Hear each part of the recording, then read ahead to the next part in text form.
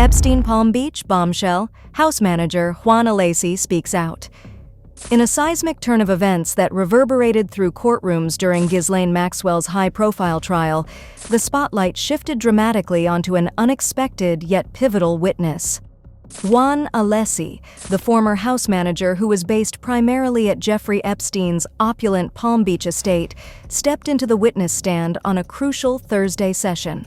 What unfolded was a narrative woven with intrigue, exposing a timeline of events spanning over a decade, during which Alesi served as a silent witness to a slew of sordid clandestine activities that transpired within the walls of the notorious residence.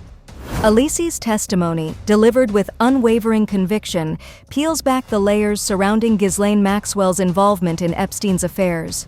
From the moment of their first encounter in 1991, Maxwell's formidable presence was evident as she swiftly assumed control, positioning herself as the unequivocal lady of the house. This introduction by Alesi of Maxwell's assertive role sets the stage for a tale of power dynamics, secrecy, and, ultimately, a tale rife with alleged criminal complicity. As the trial unfolded, Juan Alesi's revelations were a linchpin, connecting dots and illuminating the intricate webs of relationships within Epstein's inner circle. The echoes of his testimony resonated with the allegations of abuse and exploitation made by key witnesses, particularly Jane, whose experiences formed a critical aspect of the prosecution's case against Maxwell. Alesi's first-hand account provided a unique lens through which the court and the public could peer into the concealed world of Epstein's Palm Beach abode, underscoring the gravity of the charges faced by Maxwell and their potential consequences. Maxwell's unyielding assertion of control over Epstein's realm. In a dramatic revelation that sent shockwaves through the courtroom, Juan Alesi, former house manager of Jeffrey Epstein's sprawling Palm Beach estate, unveiled an unsettling account of Ghislaine Maxwell's unparalleled and unwavering assertion of control. Alesi's detailed testimony painted a vivid portrait of the power dynamics at play from the very inception of Maxwell's involvement in Epstein's affairs in around the year 1991.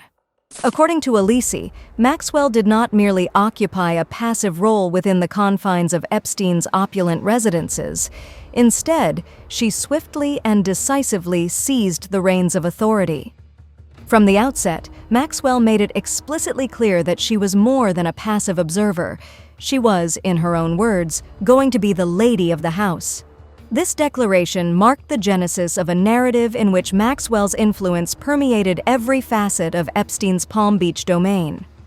Alesi's testimony delved into the day-to-day operations in which Maxwell's control was in full effect, such as in orchestrating staff activities, overseeing household affairs, and issuing orders to Alesi directly from Epstein. The courtroom listened intently as Alesi recounted key details. His decade-long housekeeping tenure was marked by Maxwell's dominant presence, solidifying her as an influential figure shaping the very fabric of Epstein's estate. This revelation set the stage for deeper scrutiny into Maxwell's alleged complicity in the sinister activities that unfolded within the walls of the Palm Beach residence. As the trial progressed, the implications of Maxwell's assertive role came into sharp focus, prompting questions about the extent of her involvement in the activities that led to her facing multiple charges of child sex trafficking. Juan Alesi's account not only sheds light on the dynamics between Epstein and Maxwell, but also underscores the profound impact Maxwell's influence had on shaping the narrative within the heart of Epstein's controversial empire. The revelation of Maxwell's assertion of control emerges as a pivotal element in unraveling the layers of a complex and disturbing saga that continues to captivate the attention of the courtroom and the wider public. In a courtroom revelation that laid bare the intricate web of relationships within Jeffrey Epstein's inner circle, Juan Alesi then unraveled a critical connection between Ghislaine Maxwell and a pivotal government witness known as Jane. Alesi's testimony, delivered with an assurance and gravitas befitting the significance of the moment, brought to light a narrative that wove Maxwell intricately into the fabric of Jane's harrowing experiences. Alesi's account serves as a compelling corroboration of Jane's earlier testimony, solidifying her claims of being a victim of sexual abuse at the hands of Epstein. According to Alesi, he was regularly tasked by both Epstein and Maxwell to transport Jane to and from the Palm Beach residence, a duty that extended beyond mere logistics. This revelation not only strengthens Jane's allegations, but also implicates Maxwell directly in facilitating and, disturbingly, sometimes participating in the heinous acts of abuse detailed by this witness. The courtroom hung on Alesi's every word as he recounted instances in which he received explicit instructions from both Epstein and Maxwell to pick up Jane, highlighting the seamless coordination between the two in orchestrating events within the confines of the Palm Beach estate. This revelation underscores the significance of Maxwell's role as an active participant in the unfolding events, rather than a mere passive observer. It would set the stage for a deeper examination of Maxwell's alleged complicity in the exploitation and abuse suffered by Jane and potentially other victims. As the trial advanced, the connection established by Alesi between Maxwell and Jane emerged as a focal point, bringing the broader narrative into sharper focus. The prosecution's case gained considerable weight as Alesi's testimony added layers to the unfolding drama, illustrating how Maxwell's influence extended beyond the confines of the estate and directly impacted the lives of the survivors. The courtroom then awaited the cross-examination, recognizing that this revelation marked a pivotal juncture in the pursuit of justice for those who endured unspeakable trauma within Epstein's dark realm. In a riveting testimony that recounted a decade-long working tenure under Epstein, Juan Alesi provided a comprehensive and chilling account of his observations within the notorious Palm Beach residence. His revelations hovered a lens of scrutiny over a disturbing chronicle, exposing unsettling patterns and revealing the pervasive presence of individuals who appeared to be underage. As Alesi described his decade-long tenure, from approximately 1991 to 2001, his testimony became a canvas upon which he painted a stark picture of the environment within Epstein's inner sanctum. One of the most unsettling revelations came as Alesi identified Jane and Virginia Roberts as females who, to him, appeared to be underage. The courtroom absorbed the gravity of this revelation, recognizing the significance of the fact that Alesi's first-hand observations could potentially corroborate the harrowing accounts presented by the survivors. A pivotal moment in Alesi's testimony unfolded as he detailed an encounter outside Mar-a-Lago, where he found himself in the driver's seat as Maxwell engaged with Virginia Roberts. This unsettling interaction hinted at a web of connections that extended beyond the Palm Beach estate, offering a glimpse into the broader scope of Epstein and Maxwell's activities. Alesi's account paints a vivid tableau of not only the exploitation within the confines of the estate, but also the transport element and interactions that unfolded in various locations. Furthermore, Alesi shed light on a troubling pattern of constant arrivals of young girls at the Palm Beach estate under the direction and supervision of Epstein and Maxwell. This revelation added another layer to the prosecution's case, emphasizing the systematic nature of the exploitation and abuse that allegedly took place under the watchful eyes of the accused. As the trial progressed, Alesi's decade-long chronicle helped to connect dots and reinforce the prosecution's narrative. The revelations not only provided a damning account of the pervasive culture within Epstein's inner circle, but also underscored the urgent need for accountability.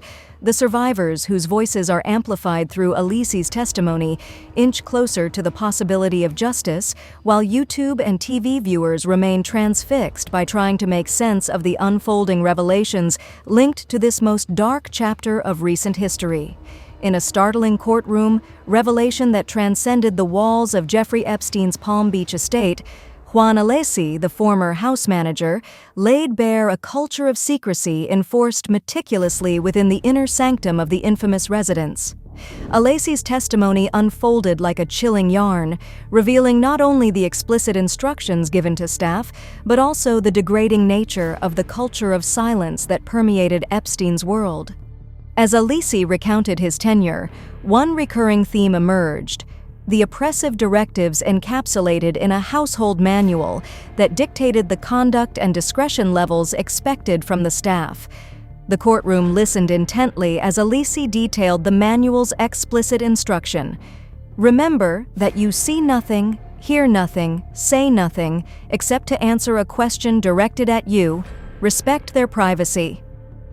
This revelation not only underscored the pervasive atmosphere of secrecy, but also highlighted the degradation and manipulation experienced by those employed within the confines of Epstein's domain.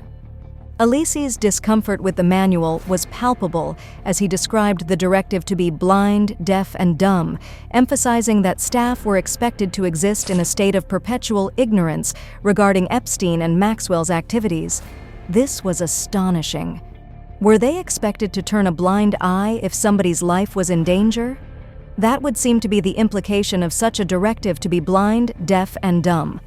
The courtroom grappled with the implications of such a culture, recognizing the insidious nature of a code of silence designed to shield the nefarious activities transpiring within the estate and to cloak evil from view. The household manual further instructed staff never to disclose Mr. Epstein's or Ms. Maxwell's activities or whereabouts to anyone. This command, combined with the directive to not be bullied and to remain firm, painted a picture of an environment in which fear and intimidation were stock tactics deployed together by Epstein and Maxwell in order to maintain a veil of secrecy while enforcing compliance with Epstein's evil agenda. As Juan Alesi's testimony peeled back the layers of Epstein's clandestine world, the courtroom confronted the haunting reality of a culture of silence that allowed countless egregious abuses to persist. The revelations provided a crucial context for understanding the pervasive nature of Epstein and Maxwell's operations and served as a foundation for the prosecution's case against Maxwell. The trial, deeply entrenched in the exploration of this secretive culture, promised further insights into the mechanisms that enabled a reprehensible chapter in history to remain concealed for far too long. In a courtroom revelation that sent shivers through the gallery, Juan Alesi, who, as we stated earlier, served as the former house manager of Jeffrey Epstein's Palm Beach estate, then provided a detailed and unsettling account of the aftermath of massages administered within the confines of the opulent residence. Alesi's testimony offered a disturbing glimpse into secrets concealed behind closed doors, shedding light on the concealed corners of Epstein's private quarters. As the former house manager recounted his duties, he disclosed a shocking discovery: a large, peculiarly designed dildo with two heads. Alesi described vividly how he found this explicit item after massages and dutifully returned it to a wicker basket in Ghislaine Maxwell's bathroom, following instructions on where to place such items. The courtroom absorbed the gravity of this revelation, as it hinted at a hidden aspect of Maxwell's or Epstein's indulgences, further raising questions about the nature of the activities that transpired within the supposedly private spaces, as well as questions about who was involved. Alesi's revelations did not stop at the discovery of the large dildo. He detailed additional items found in the same wicker basket, which was kept discreetly inside a garbage can. Among these findings were explicit pornography tapes and a black leather gimp costume, offering a glimpse into the unconventional and disturbing artifacts associated with Epstein's private world. The courtroom grappled with the implications of these discoveries, recognizing that they lay at a disturbing nexus of abuse, voyeurism, secrecy, and potentially criminal behavior. The former house manager clarified that, although he never entered the room during massages and the door was never left open, he was tasked with cleansing each room thoroughly after these intimate sessions. This admission only deepened the mystery surrounding the concealed activities within Epstein's private chambers and underscored the meticulous and gargantuan efforts that were needed to coddle such sinister actions while attempting to maintain an air of secrecy. As Juan Alesi's testimony delved into the post-massage revelations, the courtroom braced for further disclosures, recognizing that the hidden corners of Epstein's estate may hold additional dark secrets. The survivors, whose voices gain strength through Alesi's account, press ever closer to justice, while the trial itself peeled back the layers of an infamous legacy characterized by exploitation, abuse, and a disturbing commitment to maintaining silence. Juan Alesi's testimony became a pivotal moment in the trial, offering a first-hand account of the inner workings of Jeffrey Epstein's Palm Beach estate and the role played by Ghislaine Maxwell. The details shared by Alesi exposed a disturbing culture of exploitation, secrecy, and control.